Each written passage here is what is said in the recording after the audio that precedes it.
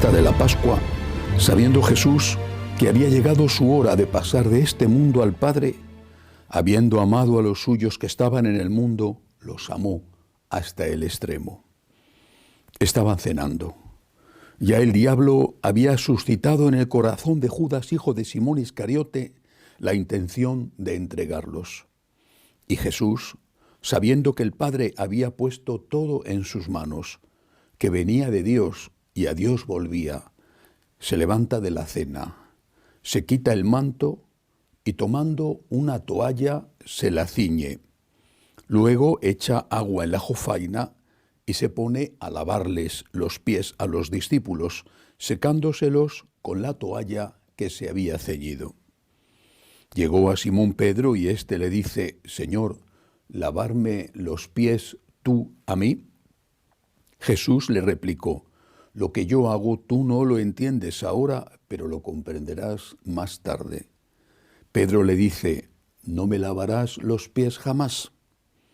Jesús le contestó: si no te lavo, no tienes nada que ver conmigo. Simón Pedro le dice: Señor, no solo los pies, sino también las manos y la cabeza. Jesús le dice: uno que se ha bañado no necesita lavarse más que los pies, porque todo él está limpio. También vosotros estáis limpios, aunque no todos, porque sabía quién lo iba a entregar. Por eso dijo: no todos estáis limpios. Cuando acabó de lavarles los pies, tomó el manto, se lo puso otra vez y les dijo: ¿comprendéis lo que he hecho con vosotros? Vosotros me llamáis el Maestro y el Señor, y decís bien, porque lo soy. Pues si yo, el Maestro y el Señor, os he lavado los pies, también vosotros debéis lavaros los pies unos a otros. Os he dado ejemplo para que lo que yo he hecho con vosotros, vosotros también lo hagáis. Palabra del Señor. Gloria a ti, Señor Jesús. Es Jueves Santo. Es un día maravilloso. Para todos los católicos, es un día maravilloso. De una forma especial para nosotros, los sacerdotes. Y quisiera explicarlo de tal manera que todos pudiéramos entender lo que ocurrió en el primer Jueves Santo de la historia. Y para eso, lo primero es situarnos en el contexto y en el personaje principal, Jesús. San Juan, que reflexiona sobre ello, que recuerda y escribe tantos años después del acontecimiento, San Juan dice: sabiendo Jesús que había llegado su hora de pasar de este mundo al Padre, Jesús era consciente de que estaba terminando su vida, de que desde allí, desde el cenáculo, iba a salir al Monte de los Olivos, iba a ser apresado, torturado, asesinado. Era el final. ¿Cómo estaba él? Era un momento agradable, la cena con sus más íntimos, los apóstoles, pero había un traidor y él lo sabía. ¿Cómo estaba Jesús? ¿Cómo estaba su corazón? Con emociones muy encontradas. Alegría, rodeado de aquellos chicos que le querían, también un punto de tristeza, de miedo, pero sobre todo era consciente de que tenía que apurar el tiempo que le quedaba. Ese tiempo estaba terminando. Y por eso dice San Juan: habiendo amado a los suyos que estaban en el mundo, los amó hasta el extremo. No dice los amará hasta el extremo, refiriéndose, por ejemplo, a la cruz. Dice los amó. Ya lo que ocurre en la última cena, en el Jueves Santo, ya eso es amor hasta el extremo. No es el único amor hasta el extremo, faltaba derramar la sangre y resucitar. Pero ya eso forma parte del amor máximo que Jesús podía darnos, podía darles. ¿En qué consistió lo que nos dio en esa noche? ¿En qué consistió lo que hizo Jesús en esa última cena? 3 cosas. Según el orden que cuenta San Juan, Me parece un orden lógico. Lo primero que hizo fue lavar los pies a los apóstoles. Era un orden lógico, especialmente con el ritual judío de las comidas y de las cenas. Eran personas muy higiénicas. Pero Jesús les lava los pies, no pide a ningún criado, que seguramente no habría ninguno, a ninguna mujer, que en ese momento estarían ellos solos, no pide a nadie que lo haga, no pide a uno de los apóstoles que lo haga. De hecho, San Pedro protesta ante el gesto de Jesús porque le parece que es el gesto de un inferior y Jesús es el superior. Jesús le dice, lo entenderás más tarde. Primero, por lo tanto, el amor recíproco, el mandamiento del amor recíproco. Amaos unos a otros como yo. Está poniendo un ejemplo, un modelo. Como yo os he amado. Amaos unos a otros como yo os he amado.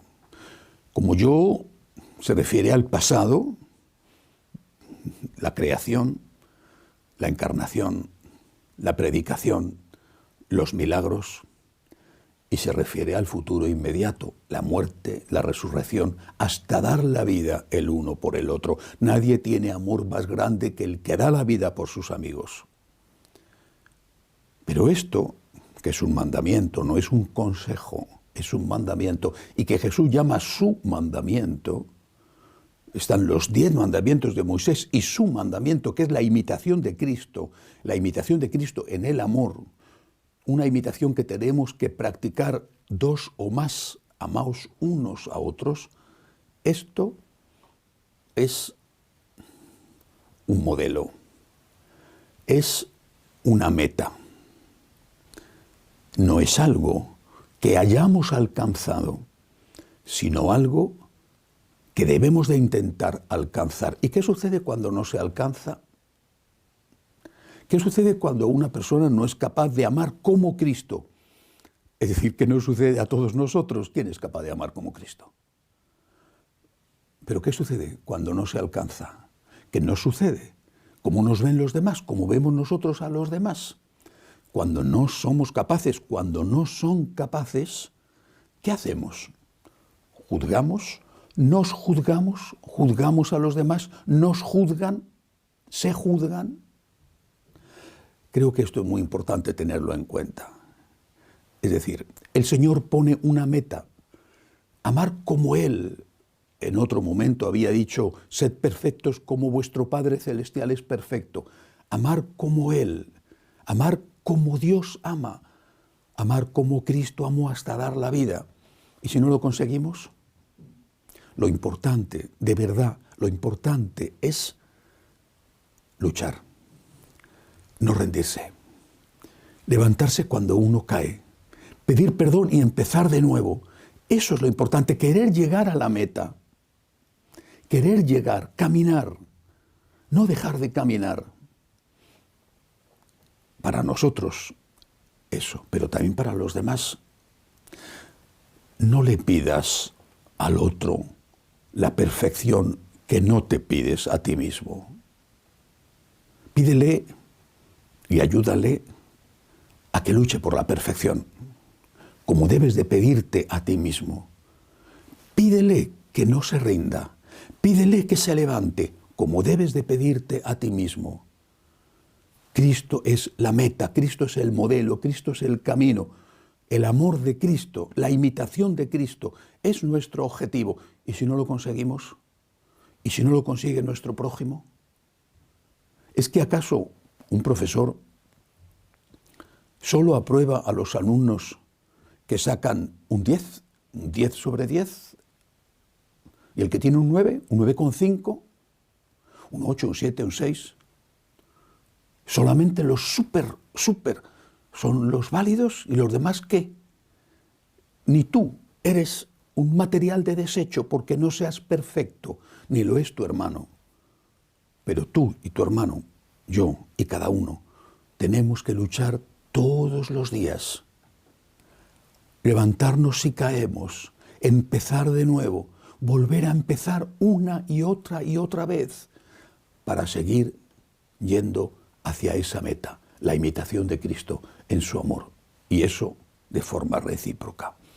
Primera lección, un mandamiento que tenemos que tomarnos muy en serio, es un deber amar. Para el católico no es una opción, no es un añadido que se puede o no intentar, es un deber amar como Cristo, es un deber la imitación de Cristo, y es un deber que tenemos que tomarnos muy en serio, y si no lo conseguimos hay que pedir perdón y seguir caminando. Segunda cosa que hace el Señor, por este orden, instituye el sacerdocio católico, solo para hombres. ¿Por qué no estaba allí la Virgen? Estaba al día siguiente, pero no estaba allí. María Magdalena, no sé, las otras mujeres que acompañaban a Jesús, Santa Marta, que se había quedado seguramente en Betania, pero ¿por qué no estaban allí? ¿Es que ellas eran menos que los apóstoles? La Virgen María es la reina de los apóstoles. Por encima de todos los apóstoles juntos está la Virgen María. Pero no fue ordenada sacerdotisa. ¿Por qué? Bueno, pues habrá que preguntárselo a Jesús. Naturalmente que los teólogos dicen que hay argumentos, la imitación de Cristo precisamente porque el sacerdote es un hombre, Cristo era un hombre y actúa en persona de Cristo. Bueno, todo eso son argumentos válidos. Pero lo más importante es que Cristo lo quiso así. Y eligió a unos hombres que no eran perfectos, a los cuales les había dado el mandamiento de ser perfectos, de luchar para ser perfectos, pero que no lo eran, como se puso de manifiesto, pues muy poco después. Se quedan dormidos mientras que está él sudando sangre en el huerto de los olivos, le abandonan en cuanto le cogen preso, con poquísimas excepciones, se esconden porque tienen miedo después de que a nuestro Señor le hayan crucificado. San Pedro, como es conocido, le niega 3 veces unas horas después de que esto ocurra. Y perfectos no eran. Y sin embargo les elige, les instituye en el sacerdocio. Ya había hecho una elección antes, cuando de entre el gran grupo de seguidores, de discípulos, les eligió para ser apóstoles, los 12 apóstoles. Ahora hace una elección aún más especial, les instituye como sacerdotes. Veremos después lo que significa, la consecuencia que es la Eucaristía. Esto tiene lugar sobre personas imperfectas. ¿Cómo puede un pecador como yo, como cualquier cura, cómo puede un pecador, un ser humano pecador, que necesitamos confesarnos, cómo puede un pecador transformar el pan y el vino en el cuerpo y en la sangre de nuestro Señor, que es lo más grande, lo más importante que puede hacer ningún ser humano? Nada, ni dar de comer a todos los hambrientos del mundo, es equiparable a la Eucaristía, porque es la renovación, incruenta, pero renovación del sacrificio de la cruz. Es lo más grande y lo más importante. Y ser sacerdote es lo mejor. No quiero molestar a nadie, pero es lo mejor que le puede ocurrir a una persona, lo mejor. Y a esa persona, que es una persona como las demás y por lo tanto sujeto al pecado, sujeto a la tentación y que a veces comete pecados. Pero ¿cómo puede ser? Por el mismo motivo que establece el mandamiento nuevo, porque está indicando un camino, una meta. Si a todos nos dice, tienes que amar como yo, al sacerdote le dice, tienes que amar en mi nombre, en persona Christi, en mi nombre tienes que amar. Tienen que verte a ti, pero tienen que verme a mí. A través de ti tienen que verme a mí. Esto es algo que no es que te conmueva, es que de alguna manera te destruye, porque tienes la impresión de que te están pidiendo un imposible. Eres un ser humano y que te van a juzgar con unos criterios y con unos niveles de exigencia que son inalcanzables para un ser humano. Por eso es muy importante que lo mismo que con el mandamiento del amor nos lo planteemos con una meta por la que hay que luchar y que hay que levantarse si no se llega para seguir luchando, lo mismo el sacerdocio. Uno mismo, quiero ser como tú, quiero parecerme a un espejo que cuando tú te asomas refleja perfectamente tu imagen, tus movimientos. Quiero ser como tú, pero no lo soy. Y cuando no lo soy, me levanto y sigo luchando. Y esto vale también para los demás. Es decir, ¿cómo ves tú al sacerdote? Tú que eres un laico, ¿cómo ves tú al sacerdote? ¿Qué le exiges? ¿La perfección? ¿La perfección? Bueno, está bien, el sacerdote tendría que ser perfecto, como tú, ¿o no? O tú, porque eres laico, ya no tienes que ser perfecto y el cura tiene que ser perfecto. Esa era la herejía de los cátaros, en la época de San Francisco. Estaban los puros y los impuros, que eran todos. Los puros, que eran unos 4, que al final tampoco eran tan puros.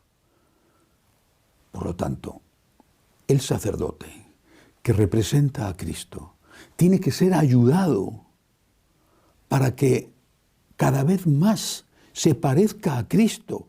Y no me parece a mí que la forma de ayudar sea tirarle piedras. Con esto no estoy justificando ni a mí ni al resto de los del gremio sacerdotal.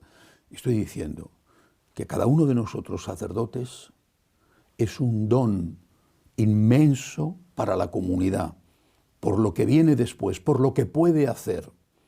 Es un don inmenso, pero es un ser humano. Él tiene que luchar con todas sus fuerzas para ser como Cristo sacerdote, para que le vean a Él y vean a Cristo a través de Él. Tiene que luchar con todas sus fuerzas. Y si no lo consigue, tiene que volver a empezar. Pero la comunidad tiene que ayudarle y no tirarle piedras. A mí me parece que en muchas ocasiones sucede con los sacerdotes aquello que pasó con la adúltera. Querían tirarla piedras. Era una pecadora, es verdad. Y Jesús le dijo, no peques más. No dijo, sigue adelante o que no te pillen. No peques más. Era una pecadora. Pero Jesús les dijo, aquel de vosotros que esté libre de culpa, que tire la primera piedra.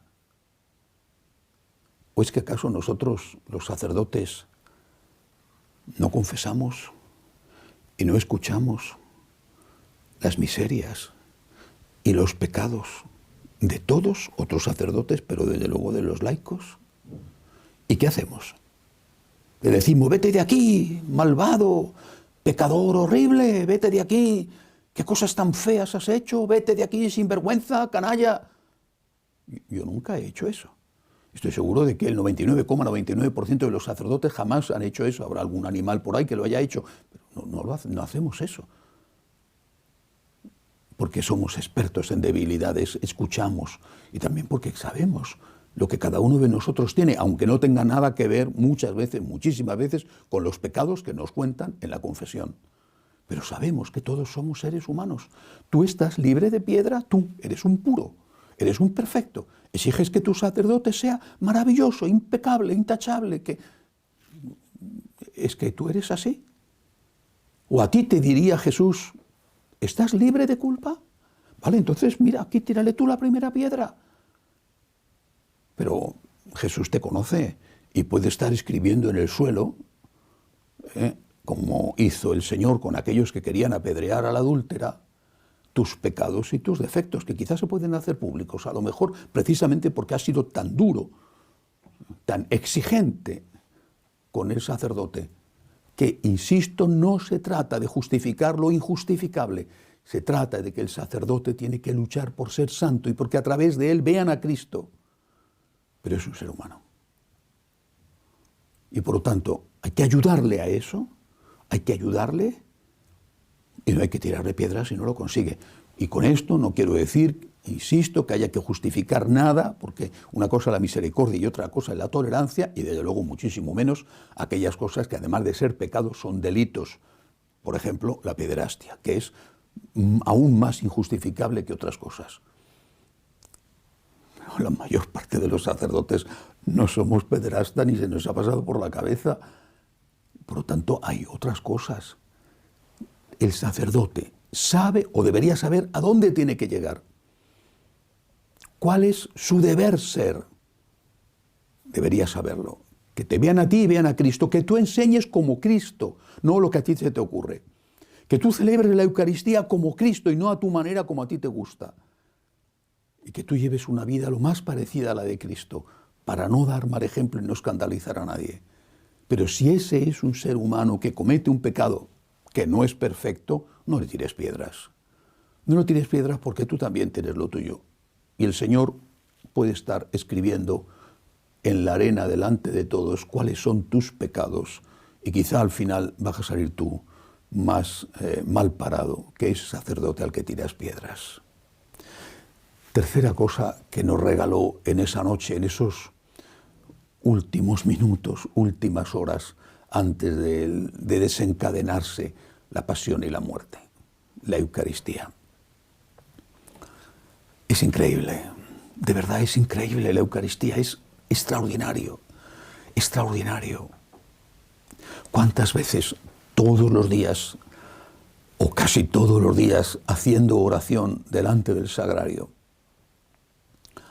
me quedo absorto, admirado, y pienso, ¿cómo es posible que el Dios del universo, el Dios creador, para el cual la Tierra no es nada, comparado con los millones de estrellas y de planetas que hay no solo en la Vía Láctea, sino en el universo, que el Dios grande, infinito, omnipotente, no solamente nos haya creado a su imagen y semejanza, no solamente haya querido hacerse hombre para salvarnos, nosotros que no somos nada, que nos creemos que somos y no somos nada, y viene un virus y te derriba por el suelo, que no somos nada. ¿Cómo es posible que se haya hecho hombre? ¿Cómo es posible que haya muerto en la cruz? ¿Cómo es posible que se haya quedado en un sencillo, humilde, frágil, débil, manipulable pedazo de pan? ¿Cómo es posible? La grandeza reducida voluntariamente a la más mínima pequeñez. La grandeza reducida a la casi nada, a la casi nada. El omnipotente introducido en un átomo. El todopoderoso hecho el todo débil en la Eucaristía, todo débil, todo frágil en la cruz. A veces lo vemos con dolor enorme, como algún loco, porque no saben lo que hacen. Hace escarnio de la Eucaristía, entra en una iglesia, coge el copón, derriba las formas consagradas, bueno, o en algún caso hacen ritos satánicos. Y ahí está Jesús, el Todopoderoso, sometiéndose a eso, lo mismo que se sometió a la tortura, a la cruz, lo mismo que se puso en manos de aquellos sayones, de aquellos soldados que le condujeron como un cualquiera, como un bandido, al Calvario. El Todopoderoso hecho el todo pequeño, el todo débil, el más pequeño o lo más pequeño de lo más pequeño. Eso es amor. Y eso para estar contigo, para estar conmigo. Esa es la grandeza del sacerdote. Eso, por supuesto, administrar el resto de los sacramentos, pero esa es la grandeza del sacerdote, que sus manos pecadoras, su boca pecadora, por el sacramento recibido, es capaz de transformar. La gracia de Dios a través de él es capaz de transformar el todo en la casi nada. Y que esa casi nada, que es un fragmento humilde de pan, o unas gotas de vino con una pizca de agua, se transformen en el todo, en Dios nuestro Señor, presencia real, en su cuerpo y en su alma, en su humanidad y en su divinidad, en esa pequeñísima forma consagrada. Renovación, incruenta, pero renovación del sacrificio de la cruz. No hay nada más grande que la Eucaristía, nada más grande. En la tierra no tenemos nada más grande, es lo máximo. Y por eso ser sacerdote también es lo máximo que uno pueda ser. Adoremos la Eucaristía, adoremos, agradezcamos, reverenciemos, cuidemos, defendamos la Eucaristía. Es Jesús, es Cristo nuestro Señor. Es aquel que nos ha sido dado no solo con la fragilidad de un niño, sino con la fragilidad de un pequeñísimo fragmento de pan, que ya no es pan, sino que es el propio Cristo. Si el mandamiento del amor recíproco es un deber ser, una meta, si el sacerdocio es algo que es, pero que debe de ser, es, porque ya es sacerdote, aunque sea un pecador, y debe de ser porque tiene que luchar para ser Cristo, para que a través de él vean a Cristo. La Eucaristía es un ser, no es un deber ser, ya es Cristo. La Eucaristía es el Señor. Es el Señor que se queda aquí para consolarte, para escucharte, para abrazarte, para recogerte cuando llegas hecho 1000 pedazos a una iglesia después de haber tenido un disgusto en casa, o con el miedo de no tener trabajo, o con la enfermedad mordiendo tu cuerpo, o con la muerte que ha herido a uno de los tuyos o que te amenaza a ti, o con la guerra que manda sus bombas y suena a tus espaldas. Es Él que te dice: venid a mí los que estáis cansados y agobiados, y yo os aliviaré. No te quita la enfermedad, salvo excepciones, no te da un trabajo, salvo excepciones, no hace que tu marido sea mejor o tu mujer sea estupenda, salvo excepciones, no hace que tus hijos se conviertan en personajes maravillosos que no te den problemas, salvo excepciones. Te da un abrazo, te da la paz, te da la esperanza y te dice: tranquilo, todo pasa, yo también he pasado por esto, todo pasa, no te separes de mí, todo pasa, estoy contigo. Vamos a llevar la cruz juntos.